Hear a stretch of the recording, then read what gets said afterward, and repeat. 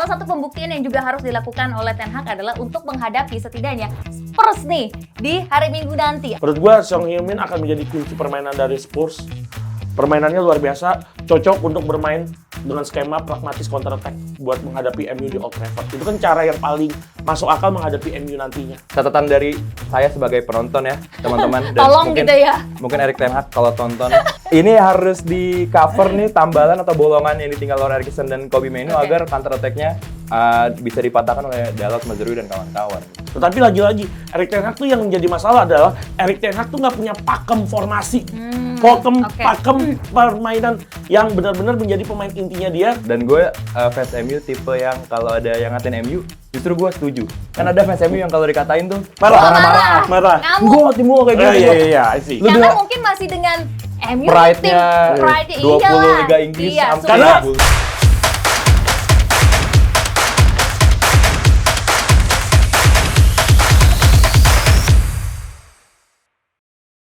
Selamat datang di Adu Penalti bareng sama gue Natasha Jarwadia. Kita masuk ke episode kedua.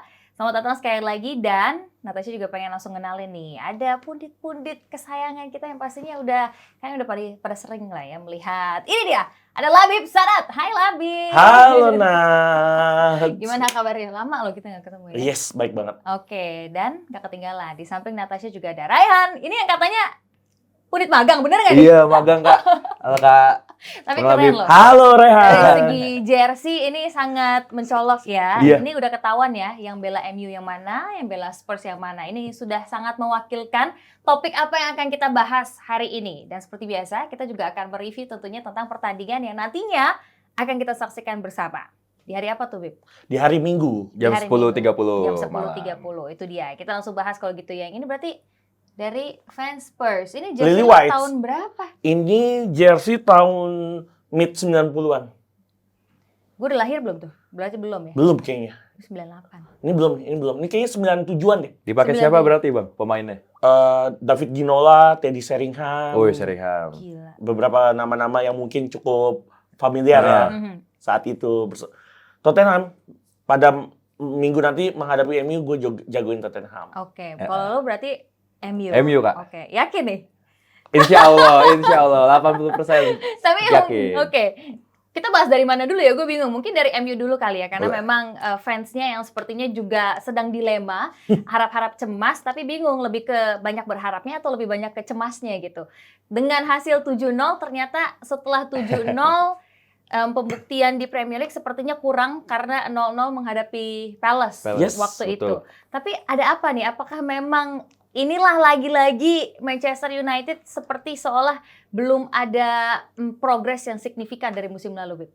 Kalau gue nih ya, gue ngeliat Manchester United kan setelah kehilangan Sir Alex Ferguson 1 dekade yang lalu kan memang belum pernah mendapatkan peak performance ya. Kalau ditanya Premier League itu kan sebagai legasi kalau satu tim itu sangat sukses dalam satu musim. Tetapi setelah kehilangan Sir Alex dan juara 2013 kan MU nggak pernah berprestasi lagi di Premier League sebagai juaranya kan. Tapi memang kalau melihat apa yang terjadi di tim MU dalam setidaknya 5 tahun terakhir memang banyak ketidakinkonsistenan dalam tim ini. Oke. Mereka coba bongkar pemain beberapa kali kan di berbagai lini, baik lini belakang, lini depan, lini tengah, tetapi belum mendapatkan peak-nya, bahkan sempat memulangkan CR7 kalau Oke, iya benar. Nats ingat di tahun 2021 waktu itu, tapi akhirnya endingnya CR7 sebagai seorang legenda hilang begitu saja. Yang itulah menurut gua bagaimana banyaknya problematik dan polemik yang menghinggapi tim MU yang akhirnya imbasnya ke permainan tim di dalam lapangan. Yang menurut gua sebenarnya kalau dilihat apa yang dimiliki MU dalam setiap musim komposisinya, ini tim sebenarnya bagus banget. Setiap musim punya pemain bintangnya. Punya pemain bintang, bahkan pemain timnas Inggris, pemain timnas dari negara lain bercokol di tim MU. Tetapi kita lihat bagaimana beberapa kali terlempar dari persaingan 4 besar. Betul. Baru 4 besar aja dulu, nggak usah juara 4 besar, tapi keluar. Tapi ngeliat MU yang coba dipegang oleh Erik ten Hag yang punya catatan bagus di Ajax Amsterdam, tapi kita belum lihat bagaimana Erik ten Hag malahan, Erik ten Hag di musim lalu seperti menutup satu musim kegagalan dengan menjuari Piala Betul. FA. Piala FA. Itu yang banyak orang juga yang bilang bahwa ini ada beberapa pihak yang puas dengan adanya tersebut. Yep. Setidaknya gue dapet piala nih di akhir musim. Betul. Tapi ada yang bilang bahwa ini nothing man, maksudnya belum sesuatu betul, kalau yang misalnya- dinantikan gitu. Kalau gua ngelihat apa yang terjadi di MU di bawah asuhan Erik ten Hag, betul juara, tetapi satu musim menjadi bahan olok-olokan Iya, seluruh oke, fans oke. dari luar. Jangan kan dari fans tim rival, timnya fans Tim- sendiri yes, aja Iya. mengolok-olok permainan dari Erik ten Hag di mengasuh MU. Ya kita lihat bagaimana MU. Kita lihat tadi di musim ini kita udah lihat MU udah kalah 2 kali. Betul. Lawan Brighton dan lawan Liverpool. Ya, untuk tim sebesar MU di medio 90-an, di tahun 2000-an awal sampai 2010-an, ini kan sesuatu yang start yang cukup buruk ya. Iya. Apalagi saat ini berada di peringkat ke-10 bareng sama Tottenham. Tottenham. Cuma Tottenham kan tim kuda hitam dari tahun ke tahun. Iya. Cuma MU kan dianggap sebagai tim besar. Masa mau disamain sama, bahkan posisinya mungkin lebih buruk daripada Brighton, Hove Albion. Iya, Ya. trennya lagi oke banget lagi. Trennya lagi oke. Jadi menurut gua apa yang terjadi dari MU ini kan sebenarnya efek domino yang terjadi di musim-musim sebelumnya. Oke, ini menarik ya, karena tadi Labib bilang ini adalah efek domino yang emang semuanya udah menumpuk ya. Ini Iya. tapi too bad atau sayangnya kita belum bisa ngelihat MU yang sepertinya sudah yang bisa menunjukkan ciri-ciri bangkit. Sepertinya masih cukup jauh dari hal tersebut. Tapi kalau Rehan sendiri setuju nggak dengan apa yang dikatakan Labib? Atau lo punya pandangan lain? Karena ada beberapa juga nih orang yang bilang juga, Labib juga sempat nyebutin tadi, sebetulnya permainan MU ini nggak yang buruk-buruk banget. Komposisinya Kalau juga. dari komposisi komposisi pemain, gitu. setuju. Tapi masih cukup terlalu jauh dan belum apa ya, belum solid banget nih MU gitu. Kalau tadi Bang Labib bicara mundur dari musim sekarang, gue juga mau. Dan gue fans MU tipe yang kalau ada yang ngatain MU, justru gue setuju. Kan ada fans MU yang kalau dikatain tuh Marah. Ngamuk. Tim gue kayak gitu. Iya, I see. Lu Karena bilang- mungkin masih dengan MU Pride-nya pride-nya 20 iyalah. Liga Inggris Iya, sampai sukses, bullshit. tim sukses gitu. Rata-rata kan. juga supporter Dulu. MU udah ngedukungnya mungkin 25 tahun yang Iya, lalu. karena jagonya tahun segitu. Tahun kan. segitu, betul. Sama kayak gua kan dukungnya waktu Sir Alex juara kan, Yes. tapi ternyata ditipu. Lebih banyak zong ya setelahnya. Setelah itu. Jadi kalau ditarik ke belakangnya emang MU ini dari segala komposisi itu tuh kurang banget lah, nggak konsisten, benar kata Bang Labib. Pemainnya oke, pelatihnya oke, tapi manajemennya nggak oke. Sekarang di kemarin dengan 30% atau 20% saham dibeli sama Ineos Group, grupnya dari Sir Jim Ratcliffe itu dirombak semuanya, dipecat-pecatin eksekutifnya, CEO-nya diganti. Kita punya sporting director yang ternyata tim segede MU gak punya sporting director selama ini. Itu kan aneh banget. Kenapa tim segede MU gak punya sporting director untuk di lapangan? Akhirnya di musim lalu ada Dan Ashworth, CEO, ada sporting director segala macam, ada 7 atau 8 komposisi baru untuk manajemen MU yang akhirnya dilihat hasilnya adalah di bursa transfer kemarin. Kalau di 2 musim lalu, 3 musim lalu kita selalu beli overprice pemain. Sancho 72 juta, ujungnya sampah. Anthony 100 juta di bangku cadangan. Sancho sampah kok. Kok ini udah berpihak ya. Sorry fans Chelsea, lagi bagus Sancho. Silakan ambil Kacau Sancho, lo. silakan. Kacau lo. Silakan ambil Sancho, ikhlas. Anthony putar balik. Anthony putar balik, El Gasing.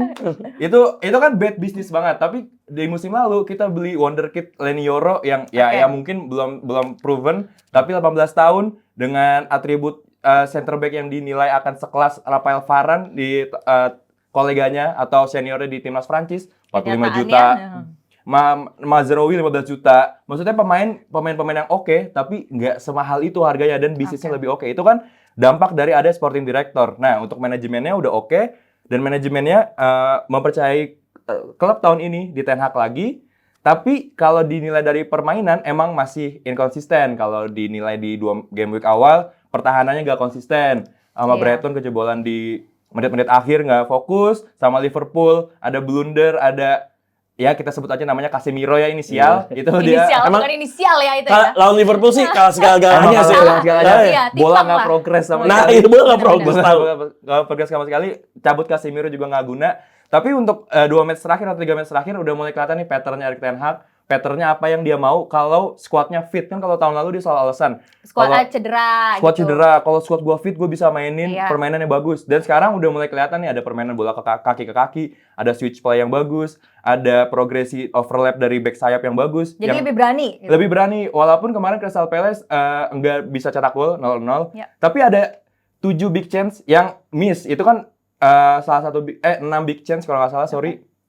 Yang miss, dan itu juga ada bukti kalau MU itu bisa nyerang, MU bisa bangun serangan, tapi emang belum nemu waktu golnya aja. Tapi untuk permainan taktiknya menurut gua udah kelihatan patternnya, dan positif lah menghadapi musim ini. Untuk kalau main pattern kayak gitu terus konsisten dan pemain-pemainnya juga ada semua, menurut gua permainan Ten Hag ini patut ditonton lah untuk musim ini. Oke, dan kalau misalkan ngelihat dari musim lalu, sebetulnya MU juga salah satu punya masalah atau pekerjaan rumah, atau bisa dibilang pekerjaan lapangan lah ya, yang harus diperbaiki oleh Ten Hag adalah di lini belakang. Gitu. Kalau misalkan di musim ini mereka udah mendatangkan beberapa pemain baru juga, tepatnya di belakang. Labib melihatnya gimana nih? Masih dengan PR yang sama nggak yang dimiliki Ten Hag? Yang menarik adalah gue melihat MU di musim lalu kan punya Rafael Varane salah satunya. Harry Maguire juga masih ada dari musim lalu. Kita bicara di bawah pimpinan Erik ten Hag dulu. Tetapi di musim ini luar biasa, ada pembelanjaan Yeni Loro tadi, Matthijs de Ligt, terus juga ada Nasir Mazraoui. Menurut gue itu satu progres yang cukup baik yang dilakukan oleh sporting director-nya oleh MU, dari manajemennya MU.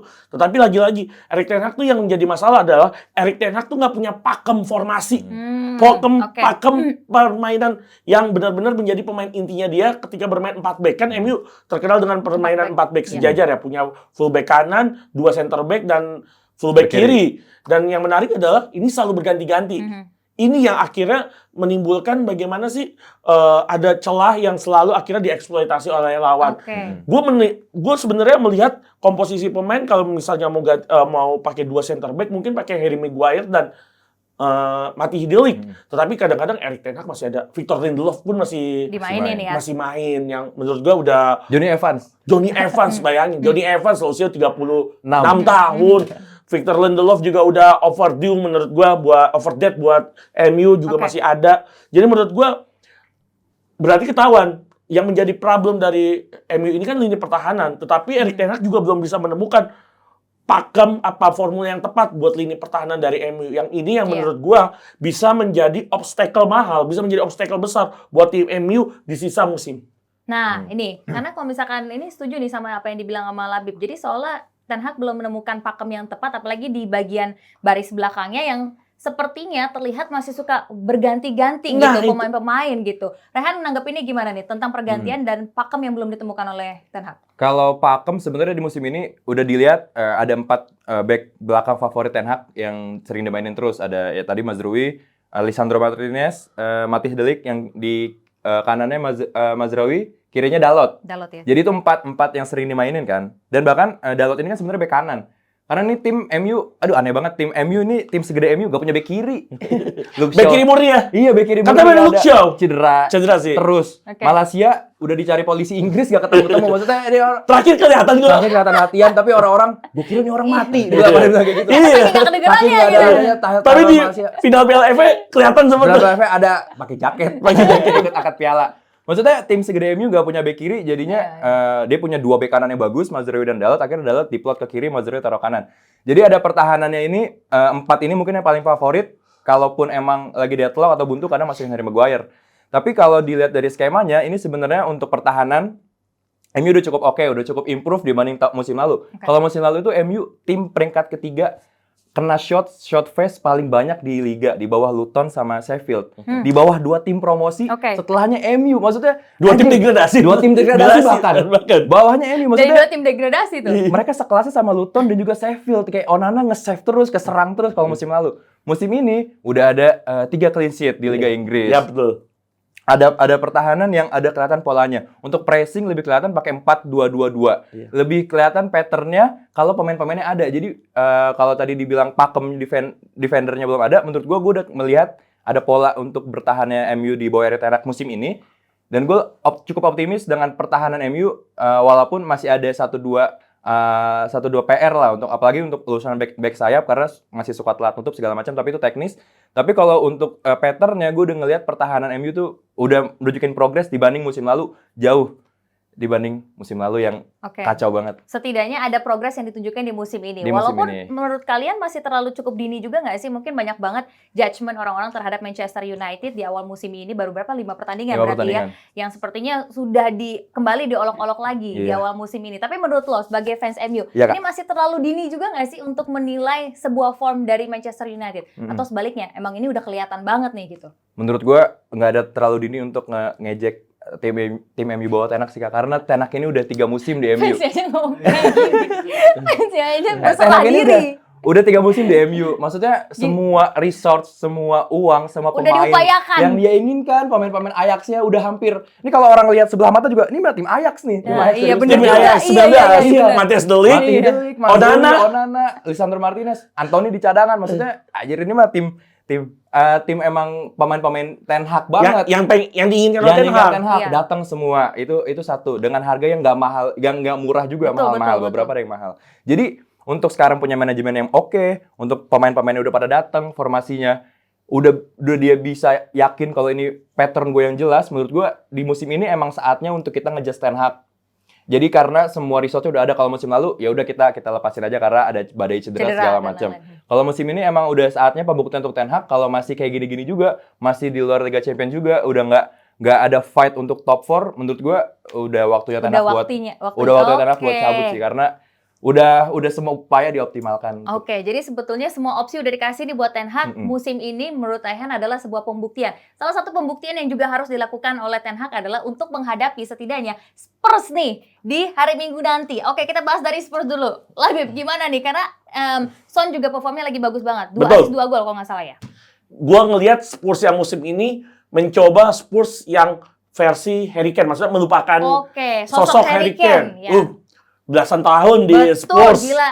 Loyal banget Loyal lah ya. banget, ratusan gol dicetak oleh Yes. King Harry menurut Iya, gue. double digit lagi Double digit, 3 digit bahkan selama karirnya bersama Hmm. Spurs, yang artinya bagaimana ketergantungan Spurs terhadap Harry Kane itu Betul, besar betul, banget. betul. Tetapi mereka mencoba bangkit di musim ini, mendatangkan Solanke Iya. dan Seung Heung-min ternyata mendapatkan role lebih Mhm. selain tetap menjadi andalan dari musim ke musim. Iya. Dia mendapatkan band captain. Captain, yes. Yang artinya setiap pemain yang sudah lama bermain di suatu klub dan tiba-tiba mendapatkan kepercayaan band captain, Betul. itu mahal banget. Iya, iya. Itu spiritnya 2 kali lipat. Jadi menurut gua Son Heung-min kan saat ini lagi jadi top scorer Spurs. Iya. 2 Yes, gol 2 dan gol. 2 assist. Iya. Yang artinya ada 4 gol assist total dalam 5 pertandingan Spurs.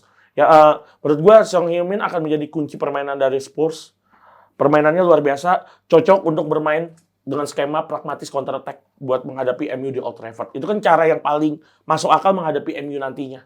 Oke. Jangan bermain terbuka dulu, Jangan jangan main proaktif lawan MU, di gimana pun MU tetap MU. Betul, betul. Mereka betul. bisa menghukum satu tim jika bermain Iya. buruk, tetapi ketika MU lawannya bermain pragmatis, bermain low block, ditambah ada counter attack, itu MU sering gagal di situ, sering kecolongan di situ. Contoh ada beberapa kali momen MU, contoh lawan Brighton kan Iya. coba maksimalin Iya. Kauro Mitoma kemarin, dan hasilnya cukup works. Dan nanti mungkin punya Dejan Kulusevski, punya juga Son Heung-min, Johnson, Iya. Brandon Johnson. Brandon Johnson yang lagi top perform, 2 pertandingan 2 gol. Jadi menurut gua kans dari tim Tottenham untuk mengalahkan MU di Old Trafford itu cukup terbuka. Oke. Asal detail-detail kecil diperhatikan, tidak ada blunder juga. Iya, tapi gue setuju juga nih, karena tadi Labib bilang ini MU tetap MU gitu ya, apalagi mereka main di Old Old Trafford, Trafford. nanti main kandang gitu kan, mungkin akan ada sedikit tentunya suasana yang akan mendukung mereka juga, dan yang juga menarik adalah terakhir kalau nggak salah pertemuan mereka di musim lalu 3-3 ya, imbang ya. Ya, pokoknya di MU itu terakhir kali memenangkan laga lawan Tottenham itu 2022. 2022. 2 tahun yang lalu, Iya. tepat 2 tahun yang lalu. Terakhir berarti mereka ketemu 3-3. Ini 2 sama, Kak. 2 sama, ya. iya. Oke, 2 sama. 2-2 berarti imbang ini ketemu. Ini yang bikin akan menarik juga pertemuan perdana mereka di musim ini, Rayhan. Iya, memang head to head 3 laga terakhir 2 kali 5, 1 kali kalah MU. Jadi 3 laga terakhir ini nggak ada menangnya untuk MU lawan Spurs. Iya. Jadi emang untuk di atas kertas kalau dilihat emang sekarang head to head-nya berpihak kepada Spurs karena ada 1 menang dan 2 seri itu. Tapi untuk peringkat sekarang Spurs sama MU kan sama nih. 10-11 ya. 10-11. Iya. Tetangga lah ya. Tetangga. Jadi Ini juga sama lagi, menang kalah Iya, serinya. iya. cuma menang goal difference doang. Oke, Iya, oke. goal Spurs difference. 4, MU balik lagi ke 0 Iya, kayak nih, musim bener. lalu. Iya. Musim lalu goal difference 0, tim nggak jelas. Terus Sama-sama 5 match. Dari hati tuh. Iya, Bang. Personal Dari dada, men. Dari dada, from your chest. 5 match 7 poin. Ini kan berarti kedua Oke. tim ada di wave yang sama sebenarnya. Iya, betul. Ada di agak ada formnya sama. Tapi karena main di kandang, pertama itu jadi naikin mentalitas pemain Oke. MU. Yang kedua, MU ini ada lagi di fase gregetan nih kalau menurut gua, karena kemarin ini 5 big chance lawan Crystal Palace gak ada yang masuk. Henderson kemarin 7 saves. Maksudnya permainan MU cair banget, cukup bagus, cukup oke untuk nyerangnya, tapi nggak ada gol sama sekali. Jadi ada rasa yang ketahan untuk nyetak gol, untuk menang, karena ada kemenangan di Crystal Palace itu sebenarnya di depan mata, tapi nggak bisa dimaksimalkan. Masih Jadi penasaran. masih ya? penasaran. Makanya untuk di tengah pekan ini ada ketemu Twente, ada klubnya Messi Hilgers. Iya, Messi besok tuh Hilgers. kalau nggak salah ya. Iya. Nanti Dan besok Tottenham juga main di Europa League. Tottenham Iya, juga main Europa League, dan ya. bahkan jadwalnya lebih late lagi, Iya. Kamis malam Jumat kan. Kalau MU main di Rabu Kamis dini hari. Jadi di tengah pekan ini kedua tim main, dan di situ bisa dilihat nih kurang lebih strateginya atau pilihan pemainnya atau kontribusi golnya akan seperti apa kedua tim ini. Itu yang menurut gua akan menjadi mirror atau jadi preview apa yang akan terjadi di Super Sunday hari Minggu di Old Trafford. Oke, tapi ini gue juga tertarik dengan si Crystal Palace ini emang Iya. salah satu musuhnya MU juga Iya, kan, emang Nemesis. susah di. Nemesis. Iya, Crystal Palace tuh kayak kalau kryptonite-nya MU Iya, memang. betul. Apalagi kalau main Aneh. kandang Apalagi- nyebelin kan aneh kalau banget. main Apalagi tuh main di Selhurst Park, Hah. itu tuh Crystal Palace kayak seperti tahu cara menghentikan Iya. MU. Apalagi Crystal Palace dalam 2 musim terakhir itu kan bisa dikatakan tim underdog ya. Oke. Tim kuda hitam. Ternyata masih works hingga walaupun Crystal Palace banyak ditinggalkan oleh bintang-bintang yang Iya. musim lalu, mungkin sisa Eze doang Sisa kan. Eze. Sisa Eze yang mungkin big names, big profile yang ada di tim Crystal Palace. Tetapi kita lihat MU kesulitan menghadapi tim yang bermain coba bertahan dan memaksimalkan counter attack seperti Palace. Oke. Musim lalu aja bahkan pertemuan terakhir tuh waktu itu backnya Evans dan Casemiro, yang mana itu pairing yang nggak ideal banget, bahkan lebih bagus. Casemiro udah MF ya. Lebih bagus Rizky Ridho dan Jay Itzes ya. Jauh ya. Jauh Jauh ya. Jauh kayak Casemiro kalau bisa diaspora juga cadangan. Iya. Cadangan ya. Ya. Tapi musim lalu di Selhurst Park MU kalah 4-0. Iya, itu 4-0 gila. Iya, sampai benar, 4-0. benar. Itu pas gol ke-3-0 saya matiin TV. Kalau nggak salah tapi kan Males ya. musim lalu tuh Crystal Palace kan lagi OP-OP. Crystal Eh, Palace lagi ngalahin bagus. Liverpool loh musim lalu. Kalau juga. Liverpool dan Crystal Palace harus kita akui. Kalau nggak salah 4 atau 5 pemainnya masuk ke timnas Inggris. Iya, Tuh, betul. iya benar. Ketika Euro kemarin, Piala Eropa kemarin. Jadi menurut gua Crystal Palace Punya wonderkid juga ada Wharton. Iya. Kualitas ya Wharton, dari iya. segi squadnya juga ada skuadnya kualitas. bagus dan approaching taktikal pelatih juga cukup baik. Ini yang menurut saya Iya. harus dilakukan oleh Coach Ange selaku pelatih dari Tottenham. Bagaimana approaching strateginya Coach Ange atau pendekatan strategi dari Coach Ange ini tuh harus tepat banget. Coach Ange kan dalam awal musim hingga pekan ke-5 kemarin pakai formasi 4-3-3. Oke. Di mana di lini tengah tuh menaruh Dejan Kulusevski. Hulu. Oke. Kulusevski ini kan pemain yang sebenarnya posisinya adalah winger atau center forward. Tapi di bawah Ange dijadikan right midfielder. Berarti kan harus ikut bantu pertahanan. Tetapi kita lihat Kulusevski sangat rajin. Itu yang menurut saya yang coba dimaksimalkan pemain yang bisa punya ball carrying seperti Kulusevski yang coba dioptimalkan mungkin, dan umpan-umpan kaki kirinya kan emang top banget ya sejak dia bermain untuk Parma dan Juventus juga menurut saya sudah terbukti, dan itu yang akan coba dimaksimalkan oleh Ange, switch ball, bola-bola direct dari Kulusevski ataupun Rodrigo Bentancur jika dimainkan oleh pelatih Ange untuk menyupport Song Heung-min, Solanke dan Johnson. Tuh. Sepertinya memang nama-namanya udah tertera jelas nih. Kira-kira siapa yang akan menjadi sebuah peluru-peluru yang nantinya akan dimainkan oleh Postecoglou menghadapi Manchester United. Ini udah siap belum nih MU dengan lini belakangnya yang sepertinya masih menjadi pertanyaan besar menghadapi Son dan kawan-kawan. Apalagi tadi Kulu menjadi salah satu faktor yang sebetulnya mungkin bisa membantu juga nih untuk memenangkan pertandingan bagi Spurs lawan. Iya, tapi kalau dilihat ini banyak juga pandit yang bilang kalau Ange itu terlalu aneh ya, karena mainin sayap jadi gelandang. Ya, itu anomalinya dia memang. Anomalinya. Cuma ada kadang-kadang works. Menurut gua Iya. pergantian Kulusevski dari penyerang sayap jadi gelandang Jadi kanan berhasil. itu cukup works. Cukup berhasil, iya. Cukup berhasil. Tapi praktis di lapangan tuh dia main 3 sayap. Iya, Satu betul. center forward. Iya. Dan Aneh ya, 3 sayap sih aneh. Madison, iya. 3 sayap itu aneh 3 loh. pemainnya asli sayap, dan Madison juga Yes. praktis meninggalkan Bentancur di DM. Dan bahkan si Udogi dan Pedro Porro juga Naik banget. Maksudnya ini posisi yang terlalu riskan sebenarnya. Tapi kalau dia ketemu sama tim yang agak cukup menyerang, mungkin dia akan cukup pragmatis kalau tadi kata Bang Labib ketemu MU di Old Trafford karena dia nggak mau ngulangi kesalahan yang sama waktu lawan Arsenal. Yes. Dia juga terlalu iya, di atas oke. angin, Terlalu dar-der-dor, terlalu Bang. dar-der-dor, terlalu Dar-der maju, banget. sayapnya, Terlalu ofensif ya, segala Bang. macam. Makanya berkali-kali Pede. Saka dan Martinelli juga ada di sayapnya. Iya. Maksimalin dan Pedro menghukum- Porro dan juga Udogi kan, Iya, mungkin yang coba ketinggalan. bermain lebih offense. lebih offense, Oke. mungkin ketinggalan itu. Menurut gua kalau emang Ange pelatih oke, harusnya itu nggak terjadi lagi di big match kayak ngelawan tim-tim top 6 atau tim yang menyerangnya bagus. Jadi emang diharapkan atau diprediksi kalau si Tottenham ini datang ke Old Trafford akan bermain pragmatis, bermain agak low block, bermain dan mengoptimalkan counter attack karena dia punya pemain-pemain yang cepat yang banyak juga ada di Iya, situ. Makanya sabar-sabarnya adalah kelemahan MU juga. Kalau MU tuh kalau dilihat sekarang sering mainnya Eriksen sama Kobbie Mainoo. Ini kan bukan pure defensive midfielder sebenarnya. Ini kan gelandang kreatif, gelandang berserang, ball carrying midfielder. Jadi kalau diserang counter attack yang banyak kayak punya 4 sayap, itu kan cepat-cepat semua. Itu tuh bisa aja ada bolong atau ada area yang nggak ditutup sempurna oleh Kobbie Mainoo dan juga Eriksen. Jadi itu yang bisa dieksploitasi oleh Spurs. Jadi catatan dari saya sebagai penonton ya, teman-teman, dan Tolong gitu ya, mungkin Erik ten Hag kalau tonton nonton adu penalti. ini harus di cover nih tambalan atau bolongan yang ditinggal oleh Eriksen dan Kobbie Mainoo Oke. agar counter attack-nya bisa dipatahkan oleh Dalot, Mazraoui dan kawan-kawan. menurut gue Oke, kayak gitu. jadi itu jangan sampai jadi celah yang bisa dimanfaatkan ya. Oleh Spurs, Yang sebetulnya iya. Spurs sepertinya udah tahu juga nih ngelihat Tahu, gimana karena- permainan dari MU udah kelihatan nih celahnya. Fullback MU kan pasti, apalagi Nasir Mazraoui, Dalot itu kan bukan back kiri murni.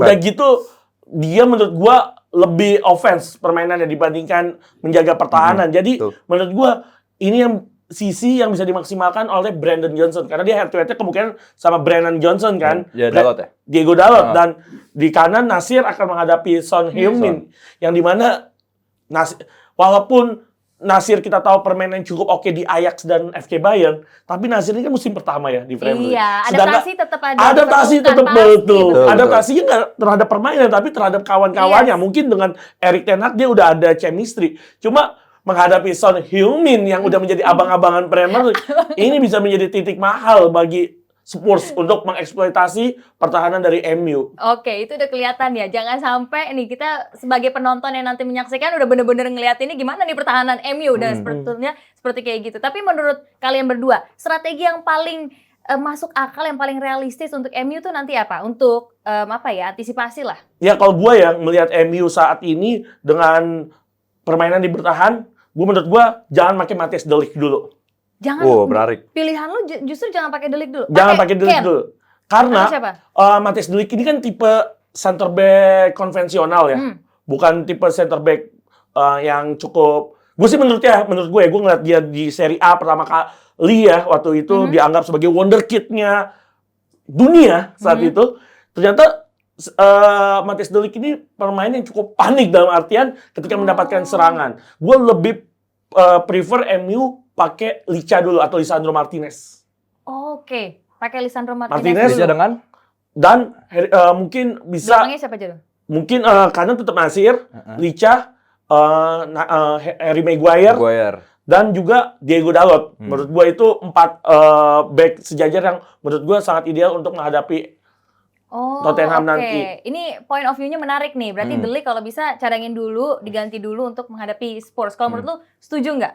enggak. Oke, menurut lo De Ligt tetap main nih? De Ligt tetap main Oke. karena dia selain defendingnya, ya mungkin ada beberapa catatan untuk defendingnya, tapi untuk offense ya, dia average 1,69 shots di opposition box di kotak penalti lawan. Untuk sundulan dia, bahkan kemarin di lawan Crystal Palace itu 2 big chance dari sundulan dia, yang mana lompatannya tinggi, tekniknya bagus, Oke. dan ada senjata plan B kalau emang si forwardnya nggak golin, ini ada kesempatan untuk nge-heading dari si Matthijs de Ligt. Karena kalau Maguire itu, kalau dilihat strategi Ten Hag, kalau mainin Maguire itu, dia bukan untuk yang golin, tapi untuk bola pemantul. Jadi kayak Elkan Bagot di timnas. Dapat bola, dia mantulin ke striker, baru striker yang golin. Kalau De Ligt ini, dapat bola, nyundul sendiri untuk cetak gol sendiri. Terbukti lawan Southampton, dia nyundul dan dijadikan gol. Jadi ada senjata lain selain atribut yang defense yang cukup penting untuk tim MU, yakni heading dia atau Kalau gue sih scoring ngeliatnya kalau De opportunity. Ligt itu pengambilan keputusan pertama terkesan terburu-buru. Iya, Panik maksudnya. Iya, kalau dari- anak bola bilangnya sekali ambil. Satu kali ambil. Gue tuh selalu bilang De Ligt itu ketika bermain untuk Juventus terus pindah ke FC Bayern, gue selalu bilang ini pemain selalu satu kali ambil. Plus juga kita ingat di Piala Eropa 2021 ada momen ketika Belanda bermain, itu harusnya one on one, dia bisa clearance tapi dia tahan bola, akhirnya dicuri, dia hantam pemainnya jadi kartu merah buat De Ligt saat itu. Menurut gue emang De Ligt ini kan usianya juga masih cukup muda ya, 25 tahun, masih banyak waktu untuk berprogres, tapi untuk saat ini menurut gue De Ligt juga harus tetap adaptasi dengan permainan Premier League. Tapi menghadapi Spurs nanti, kalau ada De Ligt, ini bisa jadi momen bagi Solanke juga untuk memanfaatkan bagaimana cara De Ligt shaping defense-nya atau bentuk bertahan. Baru nemu touch-nya juga tuh Bang, baru golin 1. Iya. Solanke kemarin. Solanke ya, akhirnya kan setelah cedera kan. Setelah cedera. Kita tahu Solanke di timnas kelompok umur Inggris kan sangat dikdaya, sangat luar biasa. Jadi menurut gua ketika Solanke sudah mendapatkan touch-nya, itu bisa menjadi masalah juga buat pertandingan. Sepertinya itu salah satu pemain yang pada saat dibeli gue juga ngerasa kaget banget ya, karena cukup bisa langsung nyetel Solanke ya. Dan waktu di Bournemouth pun emang kelihatan ini kan. Bersinar sendiri lah dia. Itu bener-bener kayak menurut gue bagus dan untungnya masuknya ke Spurs gitu. Salah satu tim yang ternyata kenapa untungnya Kak? Spurs nggak? Emang kenapa? Nggak begitu. Untungnya dia masuk ke Spurs yang menurut gue langsung Gak usah makin ada dong untungnya. Untungnya. Oke, yaudah berarti kita dikit lagi akan nonton Super akhir pekan Sunday. ini ya, Super Sunday. Ini sebenarnya ada beberapa pertandingan menarik juga nih selain MU Spurs. Gue juga penasaran sama Chelsea Brighton. Oke. Karena jagoin Chelsea. Karena jagoin Chelsea. Nggak mungkin Brighton dong. Nggak mungkin Bukan penasaran, itu lebih ke favoritisme ya. Iya, tapi gue jadi harap-harap cemas nih, gue takut banget. Tapi yaudah berarti kita sedikit lagi akan menutup podcast kita kali ini. Tapi sebelum itu gue pengen denger dulu dari Labib, menurut lo yang paling realistis MU main di kandang di Old Trafford menghadapi Spurs, tapi trennya lagi menjadi sebuah pertanyaan juga nih. Dari 7-0 jadi 0-0 kemarin menghadapi Crystal Palace di Old Trafford. Sorry, gue mau bicara 7-0, lawannya siapa dulu? Bar. Bukan bar. Jangan dihitung. Barnya Barca. Kalau barnya Barca oke. Oke, tapi itu barnya Barnsley. 3-0 juga lawannya Soton, tim yang baru promosi lagi. Barnya bukan Barito Putra. Iya, Laskar Antasari dong. 7-0. Tuh, jadi nggak usah dihitung. Jangan dihitung yang 7-0 Dua nya. pertandingan 10 gol tuh juga nggak valid nih. Nggak valid. Jadi yang dihitung itu ketika lawan yang kemarin Crystal Palace. Sebelumnya lawan Liverpool, Brighton, itu baru. Itu the real face-nya MU tuh. Besok sih Spurs menang 0-1. 0-1. Oke, tipis ya. Kira-kira siapa? Son lagi nih. Gua Solanke. Dapat cutback. Dapat cutback itu masuk. Andalannya Spurs kan sayapnya naik. Benar. Ada yang nahan sedikit setengah di kotak penalti, cutback. Oke. Masuk akal tuh. Spurs banget tuh. Spurs banget. Kalau MU gimana nih kira-kira di Old Trafford? Yakin ada kejebolan kayak gitu MU karena defense-nya nggak terlalu solid, tapi 2-1 tetap. Ada gol. Ada golnya. Soalnya gol-gol kayak gitu DMF MU tuh kayak expose banget. Iya, kayak expose banget pasti. Expose banget. Oh, 2-1 buat Spurs. Buat 2-1 buat MU. Oke, yakin ya? Yakin. Spurs baru menang loh kemarin loh. Iyalah. Menang meyakinkan lawannya Brentford yang dimana Brentford seringkali merepotkan MU. Tim iya. Dan semua tim merepotkan MU. Big Six kalau nggak salah 1 atau 2 musim lalu ya, yang The Big Six dia sempat ini. Nggak kalah-kalah ya? Yang pokoknya sempat merepotkan ya. 2 musim lalu besar gitu. Ivan Toney waktu itu 2 musim lalu. Sebelum ada skandal. 2-1 menurut lo kira-kira wajah siapa nih yang akan menghiasi match menjadi pembeda? Ahmad Diallo sih. Karena striker atau pemain MU depan yang paling konsisten tuh Ahmad Diallo. Dia paling banyak Ahmad bukan Ahmad.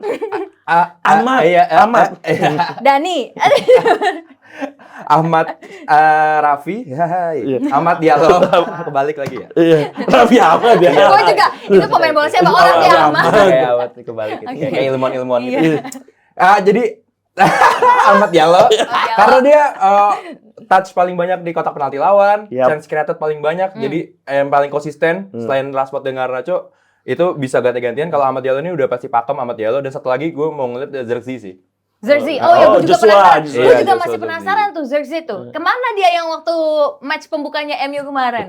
Dia udah hilang ketika menjadi kegagalan golin lawan Brighton mungkin ya. Tapi depan gawang. Gue ngeliat kalau Ahmad Diallo mungkin terlalu terlalu hipokrit menurut gue Ahmad Diallo, karena menurut gue orang Islam loh dia. Iya.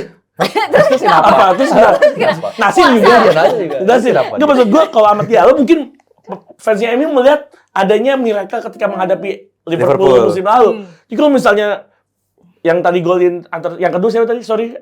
Jersey masih mungkin ya. Kalau Ahmad Diallo menurut gue masih enggak sih. Oke. Joshua bisa, Joshua. Apalagi bola-bola atas Spurs juga acap kali kelimpungan kan. Oke, kita lihat nanti kalau gitu ya akan seperti apa. Tapi gue setuju tuh kalau ada nama Xerxes karena gue juga penasaran sama pemain itu. Oke, teman-teman semuanya sebelum kita menutup ya perjumpaan kita kali ini, kalian juga coba komen dong. Gue pengen dengar kira-kira nanti MU berhadapan sama Spurs. Ini kira-kira akan menang siapa dan kira-kira akan ada nama-nama atau wajah-wajah siapa aja yang menurut kalian bisa menjadi pembeda. Kalau gitu Rehan, thank you so much ya udah ngobrol-ngobrol. Good luck buat MU dan juga Labib, good luck buat Spurs. Thank you banget. Natasha Jermani cabut, pamit dan sampai ketemu lagi di Adu Penalti episode berikutnya. Bye.